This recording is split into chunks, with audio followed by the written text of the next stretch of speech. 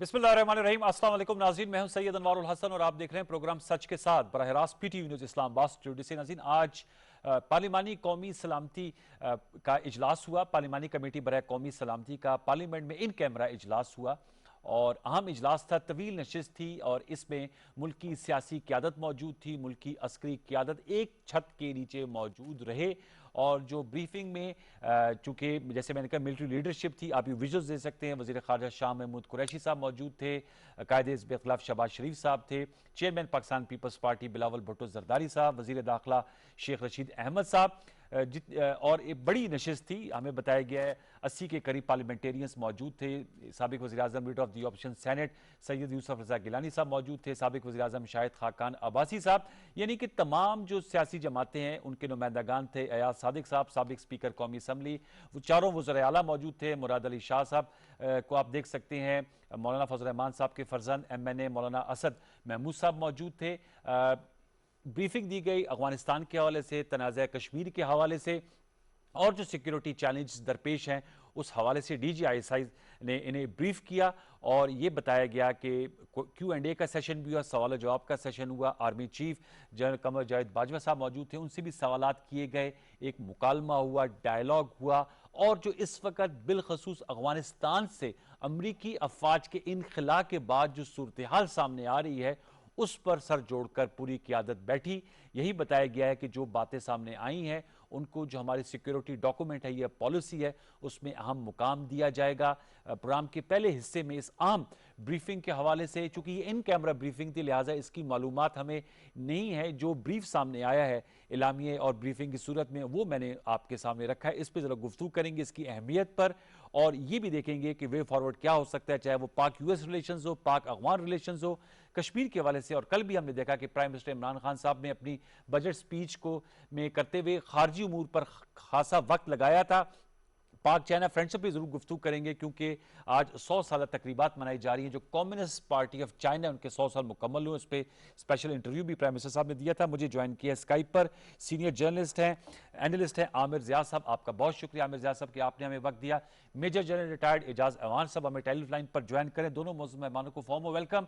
मैं आमिर भाई आपकी इजाजत से जनरल एजाज अवान साहब से जरा गुफ्तगू का आगाज करना चाहूंगा। जैसे साहब बताइएगा सर, इस तरह की ब्रीफिंग, इसका होना, जो खित्ते की सूरत हाल है उस पर आपका क्या मौकफ है? इससे एक्सचेंज ऑफ आइडियाज से क्या बेहतरी आती है? ऑन बोर्ड लिया जाता है पॉलिटिकल लीडरशिप को? और हमने देखा तमाम सूबों से वज़राए आला भी आए हुए थे और हर पार्टी की नुमाइंदगी मौजूद थी। Your take sir. जी थैंक यू। और मैं देखिए, पहली बात यह है कि इस तरह के ब्रीफ का मकसद सिर्फ पॉलिटिकल लीडरशिप को आने वाले खतरात से आगाह करना, वो खतरात है क्या, उनकी इम्प्लीकेशन क्या है, हमारे पास पॉलिसी ऑप्शन मिलिटरीली क्या है और क्या इनपुट्स है और उसकी क्या इम्प्लीकेशन है पाकिस्तान के लिए, इनसे आगाह करना है।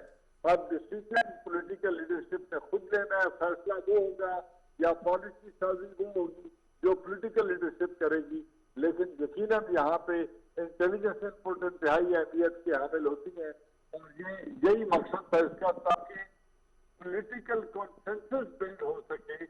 जो भी पॉलिसी हुकूमत बनाए उसमें तमाम पॉलिटिकल लीडरशिप ऑन बोर्ड हो और वो जो अफवाहें जन्म ले रही, वो जो तरह तरह के प्रोपेगेंडे, कुछ जानबूझकर, कुछ पॉलिटिकल माइलेज लेने के लिए और कुछ अभाम जो मौजूद था उसको दूर करने में इस तरह की ब्रीफिंग बहुत मुआविन साबित होती है।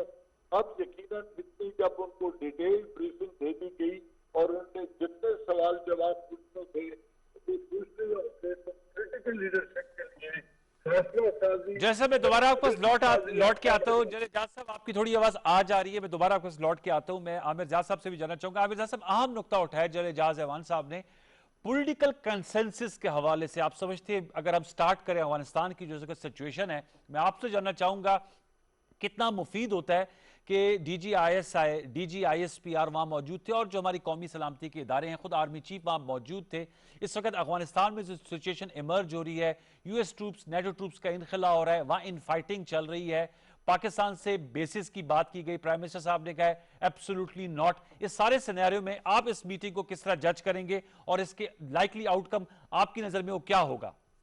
अनवर साहब देखिए, इसमें कोई दो राय नहीं हो सकती कि इस किस्म की जो भी इजलास होते हैं वो बहुत फायदेमंद सूदमंद होते हैं। उसके सबसे जो अहम उसका नुक्ता है, अगर एको मेरा काइंडली कम कर सकें, जी जी मुझे सर, अपनी आवाज की बाज़गश्त आ रही है कोशिश जी। कर रहे हैं। तो मैं ये अर्ज कर रहा था कि असल जो उसमें चैलेंज होता है वो ये है कि जी हमारी जो सिविलियन लीडरशिप होती है उसको अक्सर इदराक नहीं होता कि कौमी सलामती के इशूज के ऊपर उसको क्या पोजीशन लेनी है, क्योंकि ज़ाहिर है कि कौमी सलामती के इदारे अपना काम कर रहे होते हैं और हमारे यहाँ क्योंकि सियासी जमातें बतौर इदारा काम नहीं करती, वहां पे तरबियत, ह्यूमन रिसोर्स डेवलपमेंट का फुकदान होता है, तो उसमें उनके पास इस बात का बाज़-औक़ात सही तरह से इदराक या ग्राउंड इंफॉर्मेशन नहीं होती कि जो कि हमारे इदारों के पास होती है।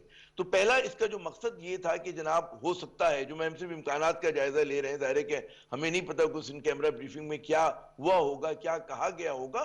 तो पहले तो एक पूरा तज्जिया पेश किया गया होगा कि वो उस पूरे खित्ते का और उसके जो मुमकिन असरात पड़ सकते हैं, मतलब है उस मुल्क, अगर अफगानिस्तान की बात करें, खुद अफगानिस्तान पर और उसके नतीजे में पाकिस्तान पर, अमेरिका का यूं चला जाना जो है, बाज लोग शाकी हैं कि नहीं जाना चाहिए, लेकिन जाहिर है कि हर उसमें एक कहते हैं बुरहान में एक मौके भी होते हैं, क्राइसिस में अपॉर्चुनिटी भी होती है, तो उसमें अपॉर्चुनिटी क्या है, यकीनन इस पर भी बात हुई होगी, होनी चाहिए। पाकिस्तान के अंदर जाहिर है कि हमें पता है कि जी अफगानिस्तान में एक बहुत स्ट्रॉन्ग एलिमेंट है, मैं ये नहीं कह रहा कि वो मौसर एलिमेंट है, लेकिन ऐसा एलिमेंट है कि जो पाकिस्तान मुखालिफ है और जो तारीखी एतबार से अक्सर भारत के हाथों इस्तेमाल होता आया है, तो उसके हवाले से यकीनन एक बात होनी चाहिए, हुई होगी। पाकिस्तान के पास क्या ऑप्शन हैं कि अगर वहां पर मजीद खाना जंगी होती है, हम देखते हैं कि जी थ्रेट परसेप्शन बढ़ता है वहां पर, और वहां पर मतलब है कि वायलेंस, खाना जंगी तो जारी है, ये कोई बात मैं नहीं कह रहा कि जी खाना जंगी शुरू होगी, खाना जंगी तो जारी हो सारी, उसमें शिद्दत आ सकती है। उसमें इस बात के इम्कान है कि अफगान तालिबान जिस तरह उनको गलबा हासिल हो रहा है कि बहुत सारे डिस्ट्रिक्ट्स वो बिना लड़े जो है उनके सामने जो है वो झुकते चले जा रहे हैं, उनके असर नफूज में आ रहे हैं, तो अफगान तालिबान जिस तेजी से फैल रहे हैं उसके क्या मुमकिन असरात होंगे, उसके क्या फवायद हैं, उसके क्या चैलेंजेस हैं, ये तमाम बातें जो है मेरे ख्याल में उस पर हुई होंगी।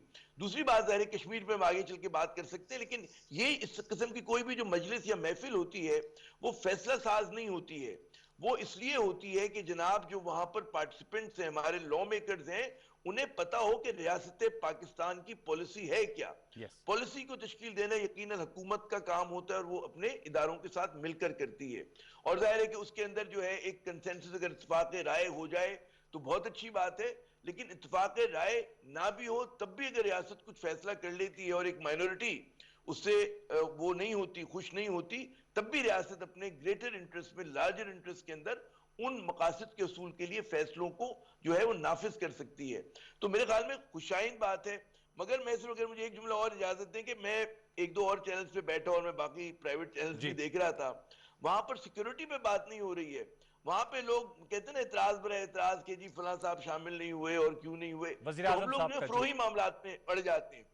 हमारा जो बेसिक चैलेंज है वो जी सिक्योरिटी का, असल बात ही कि ब्रीफिंग हुई है, तमाम लोग शरीक हुए, हुकूमत शरीक हुई है, हिज़्ब इख्तिलाफ शरीक हुई है, जो कि खुशाइंद है पाकिस्तान जैसी रियासत के लिए। जी अनवर। अच्छा, ये मुझे थोड़ा सा बताइएगा, शेख रशीद साहब वजीर दाखिला, उनका बयान भी चल रहा है कि आज की ब्रीफिंग के बाद जो मुल्की सियासत है ये मुल्की सालमियत की सियासत की तरफ जाएगी। एज ए जर्नलिस्ट आप इसकी किस तरह वजाहत करेंगे?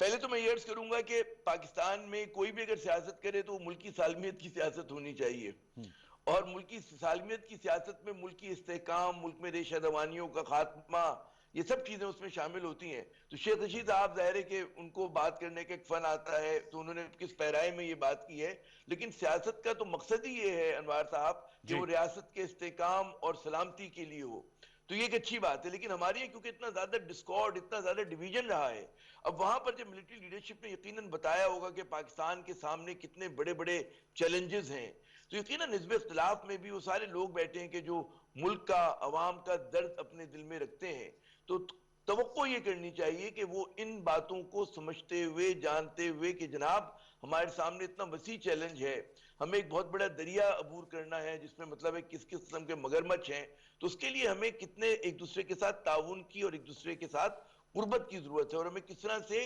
रियासती, देखिए रियासत की पॉलिसी जो होती है वो एक होती है, उसमें आप देखें, मैं अगर मिसाल दूं कि भारत की आप मिसाल दें, वहां पर कांग्रेस की हुकूमत हो, कम्युनिस्ट पार्टी मार्क्सिस्ट है और सीपीआई है, लेकिन कश्मीर पे उनका एक मौकफ होता है, जी उसमें आपको कोई ढिलमिल पर नजर नहीं आएगा। वो अपने हवाले से जो भी गलत या सही समझते हैं एक मजबूत राय रख के सामने आते हैं। लेकिन हमारे यहाँ बाज़ औक़ात ऐसा होता है कि कौमी सलामती के इशूज पर भी हमारे यहाँ डिवीजन नजर आता है। यस तो हमें उस इत्तेहाद का मुजाहरा करना चाहिए। और यकीनन इस ब्रीफिंग के बाद हमारे जो सियासतदान हैं वो एनलाइटन हुए होंगे, उन्हें पता चला होगा और वो ज्यादा इन्फॉर्म तरीके से डिबेट भी कर सकेंगे, बात भी कर सकेंगे और पाकिस्तान का नुक्ता नजर जो है दुनिया के सामने रख सकेंगे। अगर आप इस पे इख्तिलाफ में भी हैं तब भी आप पाकिस्तान का केस लड़ सकते हैं और अगर हुकूमत में है तब भी आप पाकिस्तान का केस लड़ सकते हैं। अनवार साहब जी। जी, मैं दोबारा आपसे एक सवाल करता हूँ। वी लॉस्ट मेजर एजाज जवान साहब, हमारा राब्ता उनसे नहीं हो रहा है, तो मैंने कहा इस हवाले से मैं ज़रूर अपने व्यूअर्स को आगाह करूँ। आमिर ज़ाद साहब, एक और सवाल आपसे मैं करूँगा। ज़ाहिर बात है, एक तरफ तो ये इशू है अफगानिस्तान का, आपने बिल्कुल सही कहा, फिर तनाज़ा कश्मीर पे मैं आता हूँ। एक और जियो पोलिटिकल जो एक कन्फ्रंट्रेशन हमें नज़र आ रही है between China and the west, और ज़ाहिर है पाकिस्तान के ताल्लुकात अमेरिका के साथ हैं, चाइना के साथ तो हमारे टाइम टेस्टेड फ्रेंडशिप है। और मैं बहुत से तजिए पढ़ रहा था, एक क्वाड, एक ग्रुपिंग ऑफ 4 स्टेट्स जिसमें बताया जाता है जापान है, इंडिया है, ऑस्ट्रेलिया है और अमेरिका है, और ये बन रहा है अगेंस्ट चाइना। और वज़ीर-ए-आज़म पाकिस्तान ने चीनी नुमाइंदों से भी, मीडिया के नुमाइंदों से भी बात की और उन्होंने कहा जितना भी प्रेशर हो पाकिस्तान पे, पाकिस्तान और चाइना की फ्रेंडशिप में कोई तब्दीली नहीं आएगी। उस जाविये को आप किस तरह लेंगे आज की इस मीटिंग में? ज़ाहिर बात है उस पर जैसे कहा गया कि खित्ते की बदलती हुई सूरत हाल पर भी बातचीत हुई। बात ही कि आप देखें पिछले चंद माह से बड़ी कोशिशें हो रही हैं कि पाकिस्तान और चीन के दरमियान गलत फहमी जो है किसी किस्म की पैदा कर दी जाए। और बाज लोग कहते हैं मुबैना तौर पे कि सीपैक स्लो हो गया। हमारी तरफ से भी कुछ इमेच्योरिटी का सबूत दिया गया बाज अफराद की वजह से, जिम्मेदारों की तरफ से, कि उन्होंने इस तरह के एक कहते हैं ना लापरवाही पे मबनी बयानात दिए। लेकिन जाहिर है कि पाकिस्तान और चीन की दोस्ती, जैसे कि आपने बिल्कुल दुरुस्त फरमाया, वो जो उसके बारे में कहा जाता है ना कि आयरन ब्रदर्स हैं, और हमारी कोशिश जो दोस्ती है उसकी घमागीर वो है, एक उसकी बहुत बड़ी डेप्थ है उसके अंदर। तो उसके अंदर वो इस तरह की चीजों से मुतासिर नहीं होती। तो जाहिर है कि अगर इमरान खान साहब बतौर वजीर आजम इरादा करते हैं इस चीज का और चीनी मीडिया को इस बात की यकीन दहानी कराते हैं कि जी हम टाइम टेस्टेड फ्रेंड्स हैं, हम ऑल वेदर फ्रेंड्स हैं, हम आयरन ब्रदर्स हैं, और उसकी वजूहात हैं कि चाइना अगर इमदाद देता है कोई शराइत आयद नहीं करता, चाइना आपसे कारोबार करता है वो ईयू की तरह कोई शर्तें आयद नहीं करता है कि जी आप फांसी किस तरह रोक दें, आप जी हमारे इंसानी हकूक का मगरबी तस्वुर अपने ऊपर मुसल्लत कर दें, आप हमारे जैसे ही कोई निज़ाम वो लेकर आए, हुकूमत लेकर आए, तो चीन ऐसा कोई मुदाखलत नहीं करता आपके साथ। चीन जो है वो आपके अवाम का दोस्त है और आपकी कोई भी हुकूमत उसका दोस्त है और रियासत पाकिस्तान का दोस्त है। अब बदकिस्मती ये है कि पाकिस्तान जो है, हमारी ख्वाहिश है कि जी अमेरिका से भी हमारे अच्छे ताल्लुकात हों, और ये आज से नहीं 1947-48 से हमारी एक पॉलिसी में तसलसल है। लेकिन इसका क्या किया जाए कि बाज दौर ऐसे आए हैं और ये दौर भी वैसे ही दौर है कि जहां पर पाकिस्तान और अमरीकी मफादात बजाय कन्वर्ज होने के डाइवर्ज हो रहे हैं, वो मुख्तलिफ सिमतों में जा रहे हैं। पाकिस्तान के कौमी मफादात में चाइना के साथ दोस्ती का तसलसल एक हमारा कलीदी नुक्ता है जो कि अमेरिका को पसंद नहीं आता। इसी तरह जो अमेरिका ने भारत को अपने स्ट्रेटेजिक पार्टनर बनाया हुआ है अनवार साहब, वो भी काबिल गौर बात है कि उसके नतीजे में भी वो चाहेगा कि खित्ते में भारत की बालादस्ती कायम हो और इंडिया को प्रॉप अप किया जाए चीन के सामने। वो भी हमारे, मैंने वो क्वाड का जिक्र किया, वो जो क्वाड की टर्म यूज हो रही है और जिसमें भारत, जापान और मेरे ख्याल में ऑस्ट्रेलिया और अमेरिका। जी, तो ये तो मैं कह रहा हूं उसको हमारे साउथ एशिया में तो उसका जो खूंटा है वो भारत है। जाहिर ऑस्ट्रेलिया भी आता है और उसमें जापान भी आता है, दीगर मगरबी ताकतें भी हिस्बे तो वो जो होते हैं ना कि उसमें डालेंगी अपना हिस्बे जुस्सा जो उनका वो होगा उसमें हक डालेंगी। तो ये भी हमारे हक में यूं नहीं जाता कि मसला कश्मीर की वजह से और जो भारत वहां पे जो शरंगेजी कर रहा है, जो जारियत, जो उसने तमाम दो तरफा मामलात को उठाकर फेंक दिया, हमारे मुआहिदों को, इंटरनेशनल मुआहिदों को खत्म कर दिया और एक तरफा तौर पर जो है कश्मीर को जम करने की बात कर रहे हैं। और बार बार जो इमरान खान इरादा करते हैं कि जी हम उस वक्त तक भारत से बात नहीं करेंगे जब तक वो अगस्त 5 2019 के जो है अपने स्टेप्स को वापस नहीं लेता। तो मेरे ख्याल में वो फिर पाकिस्तानी अवाम की जो एक उमंगे हैं उनकी तर्जुमानी करते हैं। कोई भी हमारा जो अगर लीडरशिप हो वो अगर इन हालात में भारत से बैक चैनल डिप्लोमेसी करेगा या खुल के बात करेगा, इसका मतलब है कि जो भारत ने नई रेड लाइंस दी हैं, डिफाइन की, हम उसको तस्लीम कर रहे हैं। हमें वो तस्लीम नहीं करना और अगर हमने वो खुदा ना खास्ता तस्लीम किया तो वो पाकिस्तान को नुकसान है, कश्मीर कॉज को नुकसान है।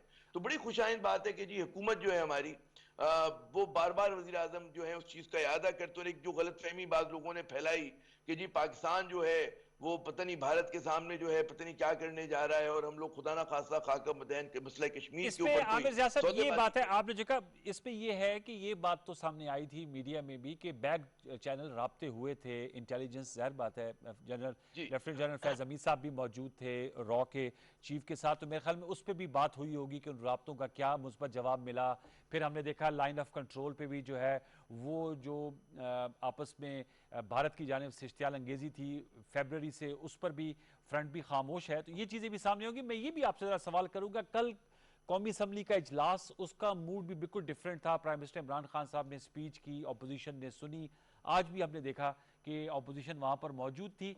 क्या कहेंगे ये जो सियासी तौर पे आप में को एक अच्छी चेंज आई है? और दूसरा, पीएमएलएन की लीडरशिप, मैं देख रहा था राना सनाउल्लाह साहब, एयाज सादिक साहब, शहबाज शरीफ साहब, शाहिद खाकान अब्बासी, एहसन इकबाल, आजम नज़ीर तारड़ साहब मौजूद थे।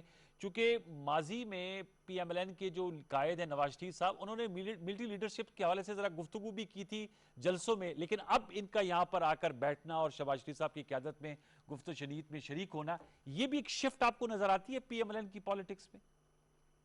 देखिए, बात यह है कि जो नून लीग ने जो भी पोजीशन ली, नून लीग से मेरी मुराद नवाज शरीफ साहब और उनकी साहबजादी जी जी जी। मरियम नवाज साहब और उनके जो किचन कैबिनेट के लोग हैं, जो करीब करीब के लोग हैं, कि उन्होंने कोशिश की कि जी हम अपनी सियासत की दुकान जो है वो फौज मुखालिफ पोजीशन पे चमकाएंगे। तो मेरे ख्याल में वो पहले दिन से एक गैर मकबूल पोलिटिकल स्टांस था, जिसका इदराक एक तो नून लीग के अंदर जो एक उनकी अपनी सियासत है, नून लीग कोई इस तरह की पार्टी नहीं है कि जो इदारों से बाहम दस्तगिरेबा होना चाहे, उसका ये तारीख नहीं है। तो ये मेरे ख्याल में उनको अंदाजा हो गया कि जी ये चीज जो है हमें मकबूल की जगह मजीद गैर मकबूल बना सकती है। और दुनिया में कहीं नहीं होता, दुनिया में कहीं नहीं होता कि आप अपने इदारों को मुतनाज़ा बनाएं। ये मतलब है, चाहे मगरबी जमहूरियतें हों जहाँ पे बकौल शख्स लोग कहते हैं सब कुछ कहने की और करने की आज़ादी होती, वहां पर भी इस बात की इजाज़त नहीं होती। और जो कंट्रोल, क्योंकि ये इदारे जो होते हैं सलामती के इदारे होते हैं, इनको किसी भी किस्म के उसमें तनाज़ों से न लाना चाहिए और इनको दूर रखना चाहिए। लेकिन लोग जो है अपने छोटे छोटे सियासी मफादात के लिए बाज़-औक़ात इस तरह का खेल खेलते हैं। तो ये एक खुशाइन बात है कि अगर नून लीग ने इस चीज के अंदर, हम देखा वो पटरी बदल गई है, वो कल के इजलास से बहुत पहले से वो पटरी बदल चुकी है। अच्छा। दूसरी बात ये कि जी इजलास जो है हमारे मुल्क में, मतलब है जमहूरी जब भी तजर्बा हुआ उसमें लोगों जो मायूस थे, उसकी वजह ये थी कि उसमें आमियानापन, फक्कड़पन पार्लियामेंट जब चलती है वो आपको नजर आता है। आपको लगता है कि जी अवाम दोस्त लोगों की जगह वहां पर ऐसे लोग बैठे हैं कि जिनको अवामी इशू से सरोकार नहीं है। तो अगर पार्लियामेंट को अपना वकार जो है वो बहाल करना है, उसको लोगों के दिलों पे सब्त करना है, तो वहां पर फिर बावकार अंदाज में बामाने बहस मुबाहिसा होना चाहिए कि जो कि अवामी मफाद में हो। और उसमें एक जाहिर है कि लॉ मेकर का अनवार साहब एक उठने बैठने का, निश्चित बर्खास्त का तरीका होता है और होना चाहिए उसको। वो तो हमारे लिए एक रोल मॉडल हो कि जी अगर ये आदमी इलेक्टेड है तो ये तो इतनी नर्म बात करता है, इतनी अच्छी बात करता है, इतनी काबिलियत से मबनी पुरमग्ज बात करता है कि हम उसको सुनते हैं और उसको फॉलो करते हैं। ठीक है। अच्छा, ये भी तो देखा मैंने नजर आमिर नहीं साहब, जो आती। आज की नशिस्त पे दोबारा लौट के आते, आपने देखा कि इसमें जैसे मैंने कहा ये पहले तो जो कौमी सलामती की पार्लिमानी कमेटी है उनके इसमें मेंबरान मौजूद थे, जैसे फवाद चौधरी साहब ने भी कहा जब उनसे पूछा गया कि वज़ीर आज़म पाकिस्तान इमरान खान साहब इस आज के इजलास में शरीक नहीं हुए, तो उन्होंने कहा कि ये चूँकि हमने उन मेंबरान को मदऊ किया है जो कौमी सलामती की पार्लिमानी पार्टी के मेंबरान हैं। इसके साथ साथ आप भी इस पर अपना ज़रूर कमेंट कीजिएगा, जैसे आपने कहा प्राइवेट मीडिया पे ये बात हो रही है कि क्या बेहतर होता अगर वज़ीर आज़म साहब भी इसमें शिरकत करते। और दूसरा मैंने देखा कि इसमें बलूचिस्तान के नुमाइंदगान भी मौजूद थे, मौलाना अब्दुल गफूर हैदरी साहब थे, अनवर अल्लाह काकड़ साहब थे, अख्तर मेंगल साहब की जमात के अरकान थे, फिर मौलाना फजल रहमान साहब के फर्जंद जो उनके पार्लियामानी लीडर है मौलाना असद महमूद साहब, उनकी जो साबिक फाटा के इलाके वहाँ पर नुमाइंदगी है। तो हर शेड ऑफ ओपिनियन चारों वज़ीर आला का होना, मुराद अली शाह साहब थे, फिर हमारे खैबर पख्तूनख्वा के वज़ीर आला थे, बलूचिस्तान के थे, इसके अलावा पंजाब के थे। किस तरह देखते हैं कि हर जो नुमाइंदगी है उनके अजहान में भी अगर कुछ सवालात हैं, चाहे बलूचिस्तान में बैठे हुए लोगों के जहन में सवालात हैं या साबिक फाटा में, उनके जवाबात भी उनको मिले हुए होंगे?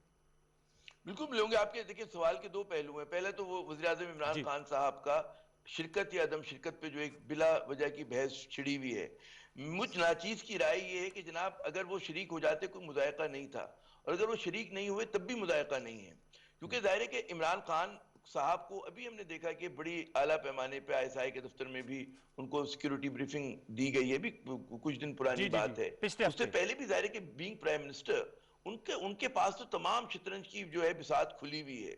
ये जो मौका था अपडेट उन लोगों को करना था कि जो जिनको इतना जो है इन्फॉर्म्ड उनको पता नहीं होता, उनके पास इंफॉर्मेशन का फ्लो इतना नहीं होता।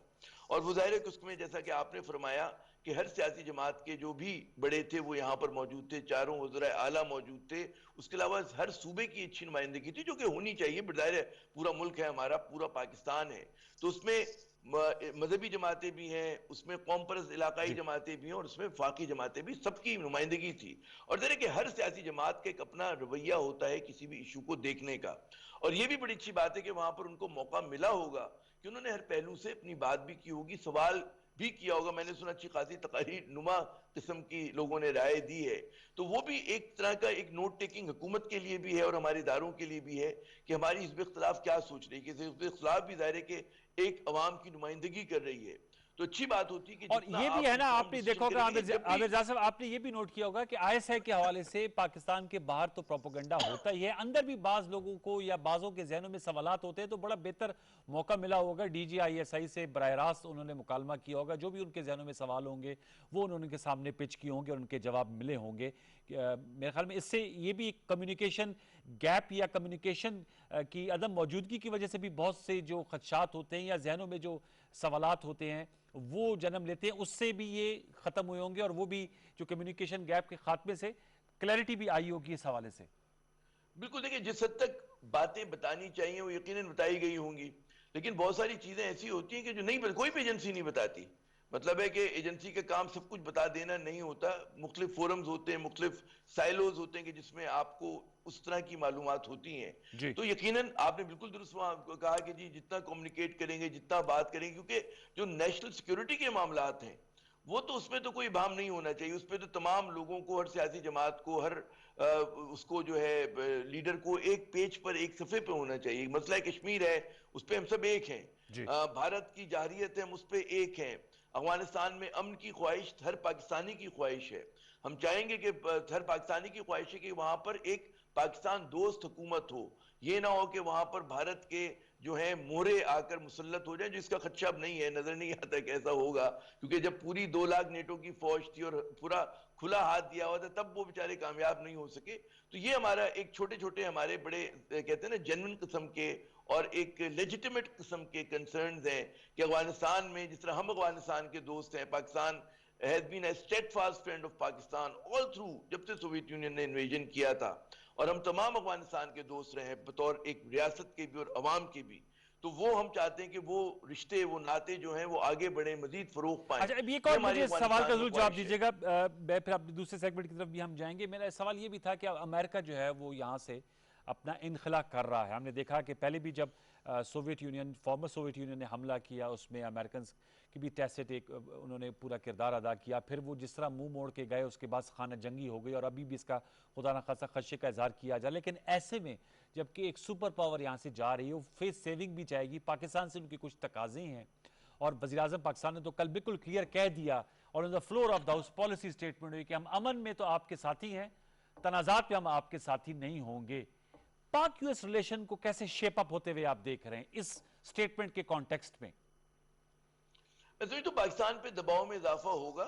हमारे पहले ही से जो है इंटरेस्ट जो है डाइवर्ज करते हैं पाकिस्तान के और अमेरिका के।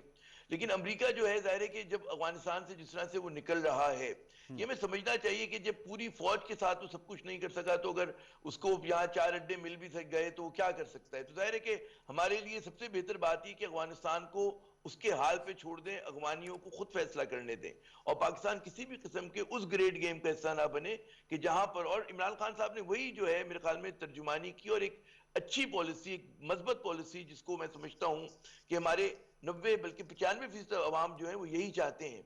मसला क्या है अनवर, अगर 2 मिनट मुझे दें कि हमारे यहाँ जो है अफगान मसले को हम मगरबी मीडिया की आंख से देखने के आदी हो चुके हैं। मगरबी मीडिया ये कह रहा है कि जी अब अमेरिकन ट्रूप्स जब पुल आउट करेंगे वहां खाना जंगी हो जाएगी। तो मेरा एक सवाल है कि खाना जंगी तो जब अमेरिकन ट्रूप्स से तब भी हो रही थी, ठीक है ना। फिर दूसरा वो एक बोगस वो खड़ा करते हैं कि जी औरतों का या वहां के बच्चों का क्या होगा। तो मैं नहीं समझता कि अमरीकियों की मोहब्बत अफगान औरतों के लिए, जो अफगान वहां के अपने जो शौहर हैं, जो भाई हैं, जो वालिद हैं, उनसे ज्यादा होगी।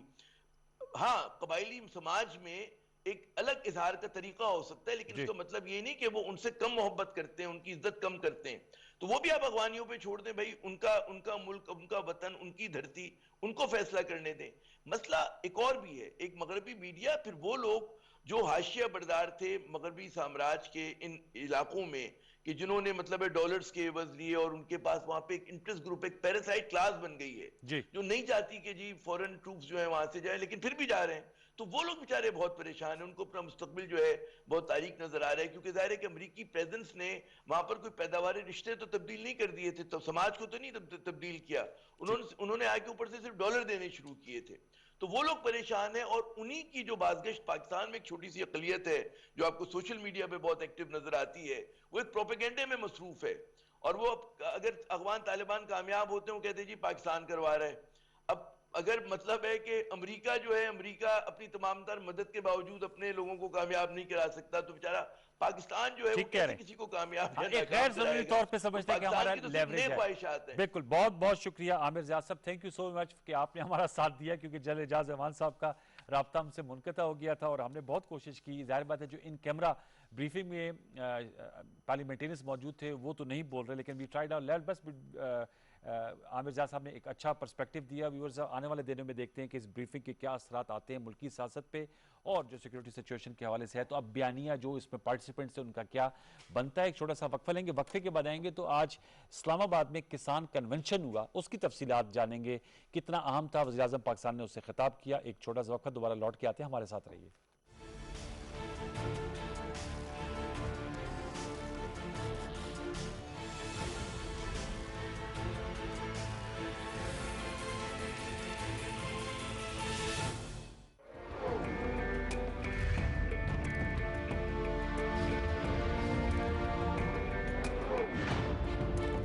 इंसाफ और मसावात मेरे रहनुमा उसूल हैं, और मुझे यकीन है कि आपकी हिमायत और ताउन से इन उसूलों पर अमल पैरा होकर हम पाकिस्तान को दुनिया की सबसे अजीम कौम बना सकते हैं।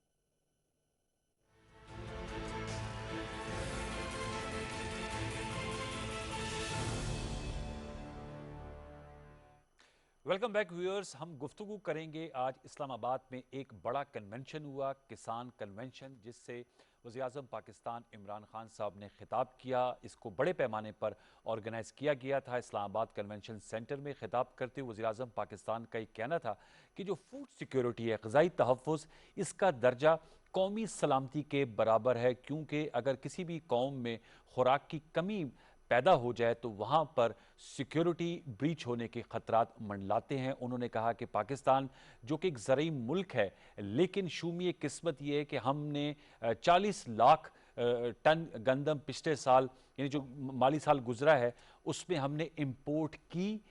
और इसके साथ साथ चूँकि हमारी आबादी में तवातर और तसलसल के साथ इजाफा हो रहा है, इसलिए हमारी मांग भी बढ़ रही है, और दूसरी हमारी जो फी एकड़ पैदावार है इसमें भी नुमाया इजाफा नहीं हो रहा। लिहाजा जैसे हमने देखा है व्यूअर्स के बजट में ज़राअत और इसकी तरक्की और इस पर तहकीक के लिए खती रकम भी रखी गई है, और इससे कबल भी प्राइम मिनिस्टर इमरान खान साहब ने खसूसी नशिस्त भी की थी। लेकिन आज तो एक काफ़ी बड़ी तादाद में किसान बरादरी के लोग मौजूद थे। इस हवाले से ज़रा हम प्रोग्राम में खसूसी गुफ्तगू करेंगे, और उसके लिए हम इस्लामाबाद स्टूडियोज़ में ज्वाइन कर रहे हैं जमशेद इकबाल चीमा साहब, वज़ीर-ए-आज़म के मामले खसूसी बराए ग़िज़ाई तहफ़्फ़ुज़ और तहकीक। बहुत शुक्रिया चीमा साहब कि आपने हमारे लिए वक्त निकाला। मैं आपसे ज़रूर जानना चाहूँगा, क्योंकि आपने इसको ऑर्गेनाइज़ करने में कलीदी किरदार अदा किया, और वज़ीर-ए-आज़म साहब ने अपनी तक़रीर में अक्सर आपके हवाले दिए कि आपने बताया कि अब तो पाकिस्तान के मुख्तलिफ हिस्सों में मुख्तलिफ किस्म की अजनास उगाई जा सकती है। मैं आपसे जानना चाहूँगा, इस किसान कन्वेंशन का अगर टेक अवे है वो क्या है? आज इस किसान कन्वेंशन से हमने क्या टेक अवे हासिल किया है? बेसिकली तो आप कह लें कि जो रिसर्च होती है, जो स्ट्रेटजी बनती है, पॉलिसी बनती है, उसका जो एग्जीक्यूटिंग आर्म है, जिसने उस पर अमल दरामद करना है, वो किसान है जी। सो बेसिकली आप कह लें कि जो वज़ीर आज़म का ट्रांसफॉर्मेशन प्लान है वो उसको अप्राइज़ करना था, वो बताना था, कन्वे करना था किसान को कि गवर्नमेंट अब इस तरह सोच रही है और गवर्नमेंट के पास ये ऑप्शन है।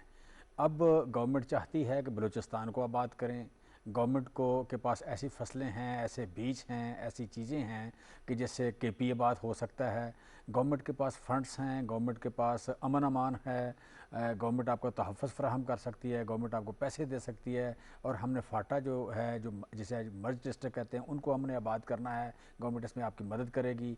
फिर ये था कि जनाब हम ये हित्ता पोठोहार का, जिसे बेकार समझ लिया गया कि यहाँ ज़राअत नहीं हो सकती, बारानी ज़मीन है, बारानी ज़मीन है, यहाँ पे आप कह लें कि बारानी दरख्त जो थोड़ा पानी पी के हो सकते हैं। यहाँ अगर हम देखें तो लाहौर से या गुजरात, गुजरांवाला से ज़्यादा बारिश होती है, तो इतनी बारिश होते हुए आप कह लें कि अगर ज़राअत ना करें तो ये बड़ी बदकिस्मती की बात है। ये जब यहाँ पे जो ज़राअत नहीं हुई, ये बड़ा आप कह रहे हैं नालायकी वाला मामला है। ये कोई काबिल तहसीन मामला नहीं है, ये कोताही है बहुत बड़ी और तारीखी कोताही को अब कैसे खत्म किया जाएगा? सो उसमें या आप कह लें कि ये जो है ना, हम लोग कुछ तकरीरों का, कुछ फ़िक्रों का, कुछ ज़रबुल मिसल का शिकार हो जाते हैं। हम शुरू करते हैं तोते की तरह, ज़्यादा पढ़ा लिखा आदमी, थोड़ा पढ़ा लिखा आदमी, दरमियाना पढ़ा लिखा आदमी, अनपढ़ आदमी, वो अपनी इल्मियत का अपना रोब इस तरह जमाता है कि बुनियादी तौर पर हम ज़री मुल्क हैं। वो तोते की तरह शुरू होते हैं, जिससे भी मैं आपसे पूछूं, किसी से पूछूं, वो मुझसे पूछें, वो सारे हम शुरू हो जाते हैं, हम बुनियादी तौर पर ज़री मुल्क हैं। पंजाब हमारी फूड बास्केट है, फलां ये वगैरह वगैरह वगैरह वगैरह। 80% ज़मीन जो ज़राअत की है वो पंजाब में है, तो पंजाब की खुशामद करना शुरू कर देते हैं। बेसिकली आप कह लें कि जो हो रहा है उसे हम किए जा रहे हैं, जो हो रहा है उसे किए जा रहे हैं। कोताही किसके पार्ट पर? उससे आगे नहीं बढ़ते। ये किसकी पार्ट पे? मैं समझता हूँ कि अगर थोड़ा सा, अगर मतलब थोड़ा टू बी स्टेट या टू बी ऑनेस्ट, मैं समझता हूँ कि इतना कोई लायक आदमी नहीं आया, फ्रैंकली स्पीकिंग, कि जिसने कोई आप कह लें कि वज़ीर आज़म की तरह सोचा हो, जिसने आप कह लें कि कोई इतना विजनरी लीडर हो। और फिर ये ना, यहाँ पे कोई गुलाम टाइप लोग हैं, फ्रैंकली मैं बताऊँ, गुलाम टाइप लोग हैं। ये शुरू करते हैं अपने वीएन को कि कोई अमेरिका की बात करें, कोई टेढ़ा मुंह करके अंग्रेज़ी बोलें, कोई आप कह लें कोई सूट अच्छा पहन लें, टाई अच्छी लगा लें, अंग्रेज़ों के नाम याद किए हुए होते हैं, वहाँ उनके आने वाले आप कह लें कि तो जो हमारे ज़राअत के वज़ीर हैं वो भी इसी तरफ चल निकलते हैं। ज़राअत के वज़ीर तो छोटे होते हैं ना, मैं वज़ीर आज़म की बात कर रहा हूँ कि वहाँ गए तो आप कह लें जो अमेरिकन सफ़ीर उसका नाम याद किया, फिर वहाँ उनका जो अपना नेशनल सिक्योरिटी का जो आप कह लें सेक्रेटरी होगा उसका नाम याद किया, फिर तलकात को 2-4 फ़ोटो, इस तरह की बातें। तो खारजा मतलब अपने आप को साबित कर दें कि हम इंटरनेशनल लोग हैं, हमारे बड़े तलकात हैं, फ़लाँ को जब आया मेरे पास को मतलब दावत, ये वो कोई ना कोई, मतलब ये फ़ोटो पे गुजारा करने वाले लोग हैं, उन टाई पे वो। अब आप क्या कर रहे हैं ये बताएं, लोग इस पे इंटरेस्टेड हैं। सो बेसिकली आप पहले वज़ीर आज़म साहब का जो देखें, जो है ना, सबसे पहले हमें 22 करोड़ लोग, 22 करोड़ लोग अगर $1 डेली ज़्यादा कमाएं, ठीक है, तो हम 5 दिन में 1 अरब बन जाते हैं, $1 बिलियन। 5 दिन हम ओवर टाइम लगा के $1 ज़्यादा कमा लें तो हमारा $1 बिलियन बनता है। और हम यहाँ पर $1.5 बिलियन लेके तो हम प्रेसलर तरमीम का जैसा तो गले में पहनते रहे हैं, हम वो लोग हैं। सो किसी ने सोचा ही नहीं कि यार हम हैं कितने, हम कर क्या सकते हैं, हमारे पास दिमाग है, 2 हाथ हैं, आज़ाद लोग हैं, हम क्या मतलब इतनी बड़ा मुल्क है, इतना बड़ा मुल्क $1.5 अरब पे, $2 अरब पे बिक जाता है, $1.5 अरब पे झुक जाता है, $1.5 अरब पे जाके सरेंडर कर देता है, $2 अरब पे जाके सरेंडर कर देता है। ये कौन सी कौम है भाई? ठीक है। सो आपके पास प्राइम मिनिस्टर पहली बार आए हैं जो ज़हनी तौर पर आज़ाद है। और देखें दुनिया में गुलामी का और तरक्की का कोई जोड़ नहीं है, गुलामी और तरक्की जो आज़ाद मंच की जो सोच है, इसका किसानों पे कैसे इम्पैक्ट आएगा? मेरा सवाल का ये ज़ाविया है। सर मैं असल में यही बात करने की कोशिश कर रहा हूँ, मुझे बार बार टोक रहे हैं। सो बेसिकली आप कह रहे हैं कि यहाँ पे जो तरक्की है, तरक्की और आज़ादी इकट्ठे होते हैं, तरक्की और गुलामी कभी नहीं होते। सो वज़ीर आज़म का जो आप कह रहे हैं चूँकि ज़हनी तौर पर आज़ाद हैं, उन्होंने जो सोचा है वो ज़मीन के साथ धरती के साथ जुड़ के सोचा है। सो हम अगर यहाँ अमूर ख़ारजा और दाखिला या आप कह लें कोई इंडस्ट्री, कोई सर्विसेज, कोई बड़े बड़े जारगन बोल के इसके क्या नाम है आप कह लें इसके इकनॉमिक्स के, वो बोलने की बजाय उन्होंने कहा कि बुनियादी इंसानों की ज़रूरत देखो, तरतीब देखो। आप भी देखो तो कॉमन सेंस की बात है कि इंसान की पहली ज़रूरत साफ़ हवा है। इंसान की पहली ज़रूरत, 2 मिनट वो सांस नहीं ले तो मर जाता है, ज़ाहिर, ठीक है। एक दिन वो पानी ना पिए मर जाता है, या 2 दिन ना पिए तो मर जाता है, ठीक है। सो पहली ज़रूरत साफ़ हवा, दूसरी ज़रूरत साफ़ और सेफ पानी, तीसरी ज़रूरत उसकी खुराक है।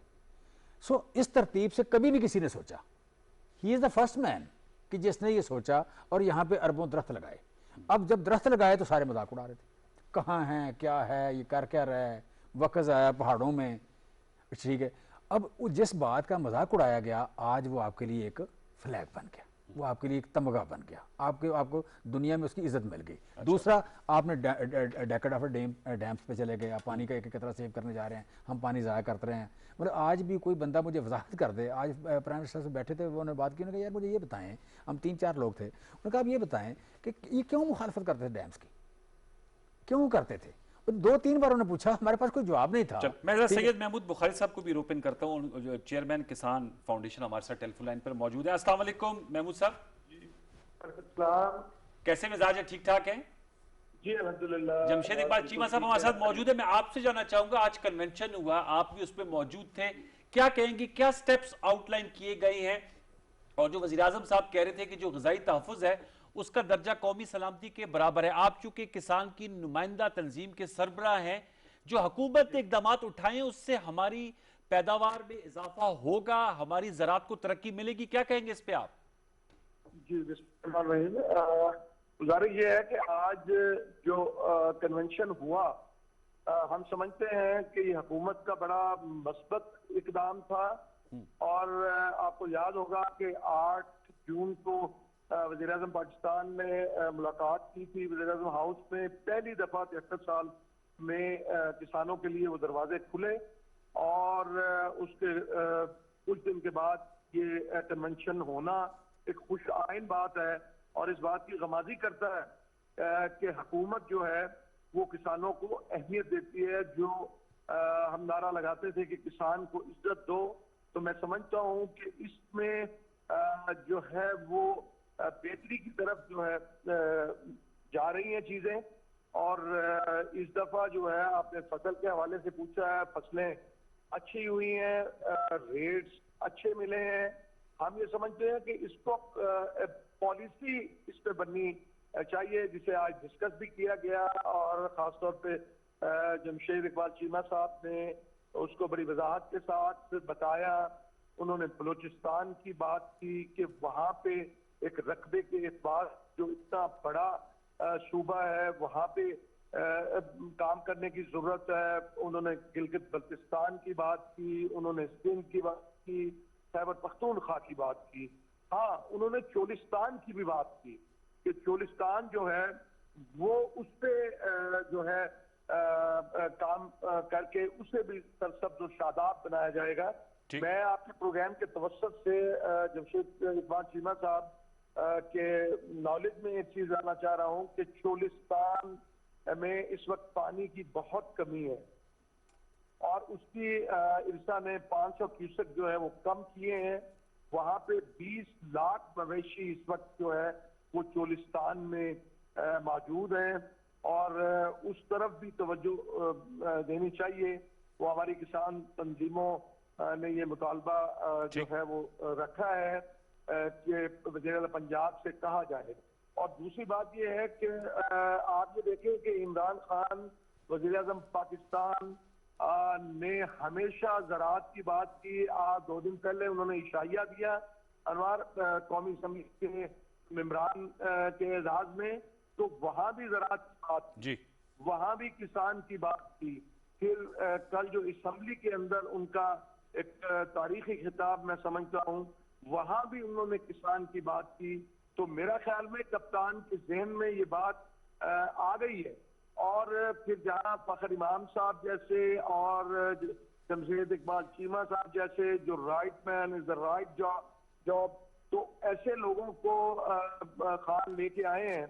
तो मेरा ख्याल में चीमा साहब खुद जिम्मेदार हैं, खुद ये काश्तकारी करते हैं, तो ये ज्यादा हमारे दुख से करीबतर हैं। ठीक, मैं चीमा साहब इसका जवाब दीजिएगा। चुलिस्तान के हवाले से उन्होंने बात की कि वहाँ पानी का एक इशू है, आप समझते हैं इसको भी एड्रेस होना चाहिए लाइफ स्टॉक की, क्योंकि लाइफ स्टॉक भी बहुत इंपॉर्टेंट रोल अदा करता है एग्रीकल्चर में। देखिए वहाँ पे गुजारा किस्म का लाइफ स्टॉक है। हम चाह रहे हैं कि चोलिस्तान को हम आबाद करें। अच्छा, चोलिस्तान को आबाद करें तो उसको आबाद करने के दो तरीके हैं। एक ये कि हम कुछ ज़मीनें कारपोरेट को दें जो वहाँ इंफ्रास्ट्रक्चर डेवलप करे, वहाँ पे एक लेटेस्ट टेक्नोलॉजी लेके आए, वहाँ पे एक्सपर्ट लेके आए, वहाँ पे आप कह लें कि अच्छे फैक्ट्रियाँ लगें, घर बने। और दूसरा हम गरीब किसानों को दें वो एरिया, ताकि वो आप कह लें उनके पड़ोस में चीज़ें आबाद हों, चीज़ें टेक्नोलॉजी मौजूद हो, डिस्प्ले सेंटर लगाओ एक बढ़िया कारपोरेट का। सो इस ये कम्बिनेशन हम बनाना चाह रहे हैं, कारपोरेट और गरीब किसान। अच्छा, सो वहाँ पे आप कह लें कि फिर ये इशू नहीं होगा कि इस वक्त तो देखें वहाँ पे बोर नहीं है, वहाँ पे ट्यूबवेल नहीं लगे हुए, जस्ट गाय चुग रही हैं, वहाँ पे पानी नहीं है, पानी बारिश लेट होती है तो पानी कम हो जाता है। तो ये इश्यूज़ जब भी आप डेवलप नहीं होते, मसलन आपका घर, जब आप डेवलप नहीं होते, घर में रहते हैं तो अनसेफ हैं, घर कच्चे में रहते हैं अनसेफ आप हैं। कहते हैं रेवोल्यूशनराइज की ज़रूरत है, हमारी पूरी ज़राअत का ज़ाविया बदल देना चाहिए। हम पूरी तरह से आबाद करने जा रहे हैं। हम उसे ये सिर्फ नहीं है कि वो टोबे शोबे या ये वो इस तरह छोटा मोटा काम नहीं करना चाह रहे, हम वहाँ उस इलाके को आबाद करना चाह रहे हैं। और दूसरा पाकिस्तान में 22 करोड़ एकड़ हैं, 5.5 करोड़ एकड़ आबाद है। अगर 22 करोड़ एकड़ है तो मैं समझता हूँ कम से कम यहाँ पे कम से कम जितने आबाद हैं, कम से कम यहाँ पे इतने एकड़ और आबाद हो सकते हैं। वो जो आबाद हो सकते हैं जिसको कहा नहीं गया या इस पर सोचा नहीं गया, या यहाँ पे आप कह लें कि बहुत सारे इलाकों में लोगों का जो आप कह लें ज़रिया मुआश है वो एक जंग बन गया, वो एक स्मगलिंग हो गया, वो इजी मनी वाला जो ज़रिया मुआश था। अर्बनाइजेशन का भी शिकार है पाकिस्तान। आपने देखा है कि जो ज़राई ज़मीनें थी, जो बागात थे, वहाँ हाउसिंग सोसाइटियाँ बन गई हैं। वो थोड़ा एक और इशू है, वो मैं समझता हूँ वो भी एक बहुत बड़ा इशू है, लेकिन वो अलग है।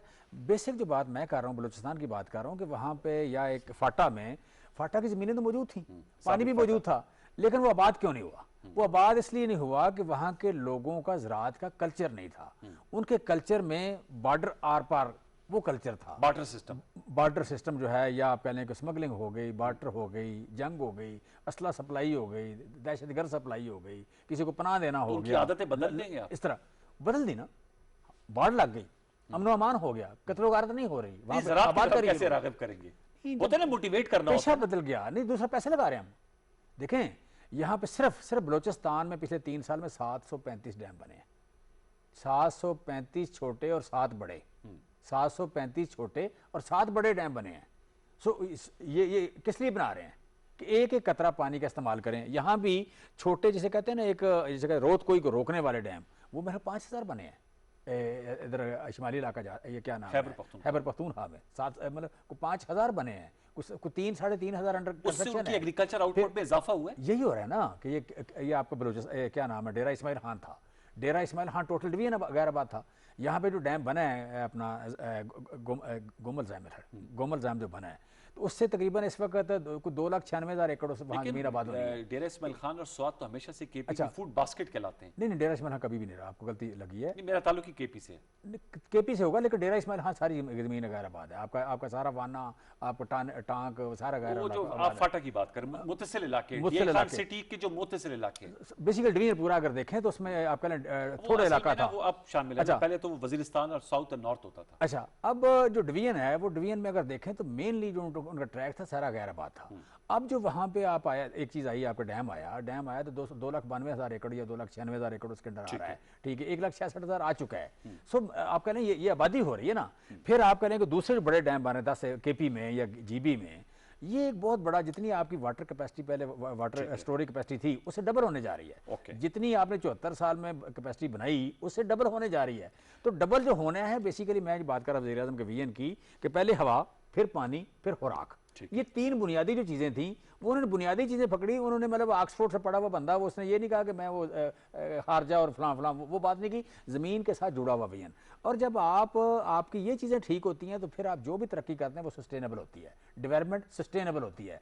अगर आप तरक्की कर भी जाएं और आप पोल्यूशन का शिकार हो जाएं आपके मुल्क ने अल्टीमेटली गिर जाना है। सही बात है। अच्छा, आपकी इंडस्ट्री अगर एट द कास्ट ऑफ आपकी वाटर पोल्यूशन हो जाए, एनवायरमेंट पोल्यूशन हो ज़ाहिर जाए, तो यहाँ के लोगों ने मारे जाना है। Exactly. वो हेल्थ का शिकार हो जाएंगे। सब चीजें आपस में जुड़ी हुई हैं। जुड़ी हुई। ये मुझे बताएं टुवर्ड्स द एंड कि जो हम फूड इंपोर्टर से, प्राइम मिनिस्टर साहब ने कल भी असेंबली में एम्फेसाइज किया कि फूड इंपोर्टर से हम फूड सरप्लस मुल्क बनना चाहते हैं, उसके लिए आपकी क्या टाइमलाइन, अगर आप इख्तिसार से हमारे व्यूअर्स को बताइएगा कि आपके पास अब 2 साल हैं, हुकूमत का जो मुतय्यन वक्त है 2023 तक, क्या अहदाफ आपने रखे हैं अपने? मैं समझता हूँ हम इन 2 सालों में तो काफ़ी करीब चले जाएंगे। इस साल हमने कोई $8 अरब का इंपोर्ट किया मेरे लिए, तो मेरा ख्याल है हम कम से कम भी किया तो हम इसको बैलेंस कर जाएंगे। दिस इज़ द मिनिमम कि हम मार्जिनल एक्सपोर्टर हो जाएं या बराबर कर जाएं।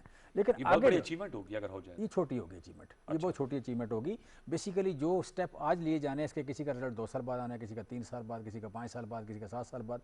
हम 7 साल बाद कहते हैं कि हम बहुत बड़े एक्सपोर्टर होंगे, ठीक है, आफ्टर 7। देखो 2 डिफरेंस है, चैलेंज 2 हैं। एक ये कि इस वक्त हम 38% खुराक कम खा रहे हैं ग्लोबल एवरेज है। 38% मतलब दुनिया खा रही है 2900 कैलोरीज, हम खा रहे हैं 2100 कैलोरीज। सो 38% हम कैलोरीज पर कैपिटा पर पर्सन पर डे कम खा रहे हैं ग्लोबल एवरेज से, गरीब अमीर मिला के। हमने पहला चैलेंज ये है कि हम वो 2900 खा रहे हैं, 7 साल बाद कम से कम 3000 पहुंच जाएगा। सो हमारे पास 3000 कैलोरीज हम 7 साल बाद खा रहे होंगे। दूसरा ये कि हम जो $8 अरब की इंपोर्ट कर रहे हैं वो उसको कंपनसेट करना है आपने, ठीक है। तीसरा ये कि आपकी 2.2% के हिसाब से पॉपुलेशन बढ़ रही है, उसको आपने 7 साल में 18% बढ़ जाएगी। वो जब 18%, 18.5 या 19% बढ़ेगी मेरे, अब 18.5% वो 38%, ये 56 जमा 13% आप इंपोर्ट कर रहे हैं। 70% आप अगर खुराक ज़्यादा पैदा करते हैं तो फिर आप ग्लोबल एवरेज पे जाते हैं। ये होगा आपका स्टार्टिंग पॉइंट, ये होगा आपका न्यूट्रल पॉइंट। ये कम से कम हमने अचीव करना है अगले 6-7 साल। चलिए अल्लाह करे कि ये जो आपका अज़म है और जो प्लान ऑफ एक्शन आपने आज इस प्रोग्राम में रखा है, इसको अमली जामा पहनाने में आपको कामयाबी मिले। जमशेद इकबाल चीमा साहब, आपका बहुत शुक्रिया। वज़ीर आज़म के मामले ख़ुसूसी बराए ग़ज़ाई तहफ़्फ़ुज़ व तहक़ीक़, और हमें ज्वाइन कर रहे थे सैयद महमूद बुखारी साहब, चेयरमैन किसान फाउंडेशन। व्यूअर्स, हम यही दुआ गो हैं कि पाकिस्तान जो है वो खुराक में इतनी वाफर मिकदार में पैदा हो और हम फूड इंपोर्ट करने के बजाय, जैसे चीमा साहब कह रहे थे, कि इसको अपनी कैलोरीज को भी बढ़ाएं और अपनी जो हमारी आने वाली जनरेशन है उसको भी तवाना करें, अपनी ज़मीनों को आबाद करें। इसी दुआ के साथ प्रोग्राम का इस हफ्ते का स्पेल अपने अख्ताम को पहुंचता है। इंशाल्लाह आपसे मुलाकात होगी सोमवार को रात 10:05 पर। तब तक के लिए सैयद अनवारुल हसन और सच के साथ की प्रोडक्शन टीम को इजाज़त दीजिए। अपना बहुत सा ख्याल रखिए। अल्लाह ने के बाद।